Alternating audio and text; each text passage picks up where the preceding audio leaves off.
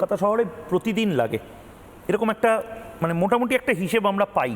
কিন্তু আজকের আগুনটা যেখানে লেগেছে, আগুনটা যে বাড়িতে আগুনটা লেগেছে, যে জায়গায় আগুনটা লেগেছে, তার ঠিক পাশেই আমি যখন গাড়ি করে আসছিলাম দেখছিলাম যে সাউথ সিটি মলে যাওয়ার জন্য বাচ্চা বাচ্চা ছেলেমেয়েরা তারা হাত ধরে বা গল্পগুজব করতে করতে হাসতে হাসতে তারা সাউথ সিটি মলে যাচ্ছে। ইনকেস সাউথ সিটি মলের জায়গায় যদি তারা এই বাড়িটায় যেত, বা সত্যিই তো এখন তো ছুটি পড়ে গেছে, ইনস্টিটিউশন বা কোচিং সেন্টারে যাওয়ার কোনো জায়গা নেই, ওখানে একটা মাস কমিউনিকেশনেরও একটা ইনস্টিটিউশন আছে, আমি কোনো ব্র্যান্ড নেম নিচ্ছি না। ইনকেস যদি ওখানে যেত কী অবস্থা হতো? আমাদের প্রতিনিধি সুখেন্দু ওই জায়গাটা যেখানে আগুনটা লেগেছে সেই জায়গাটার একটা ছবি তুলে ধরেছে, একবার ওটা দেখে আমি অরিত্র তোমার কাছে আসছি।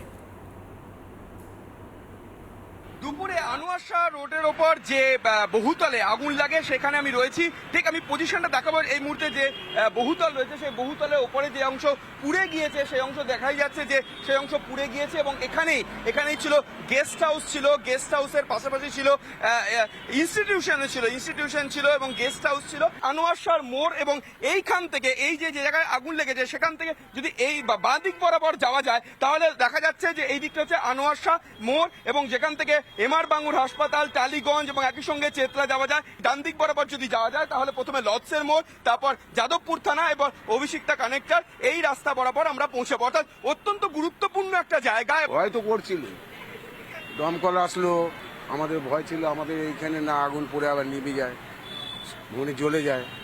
ওইখানটা শুটিং ফুটিং এইসব শেখাতো, ইয়ে করা ওই সবই ছিল।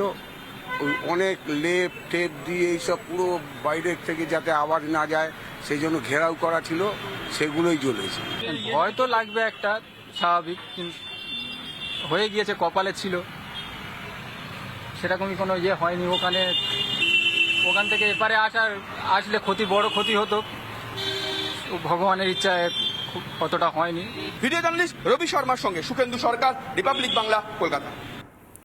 নানা ধরনের কন্টেন্ট দেখার জন্য লাইক করুন, শেয়ার করুন আমাদের ফেসবুক পেজ, সাবস্ক্রাইব করুন আমাদের ইউটিউব চ্যানেল।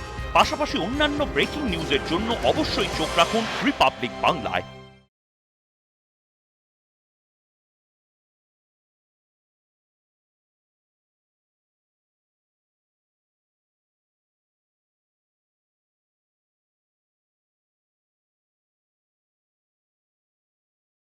নানা ধরনের কন্টেন্ট দেখার জন্য লাইক করুন, শেয়ার করুন আমাদের ফেসবুক পেজ, সাবস্ক্রাইব করুন আমাদের ইউটিউব চ্যানেল। পাশাপাশি অন্যান্য ব্রেকিং নিউজের জন্য অবশ্যই চোখ রাখুন রিপাবলিক বাংলায়।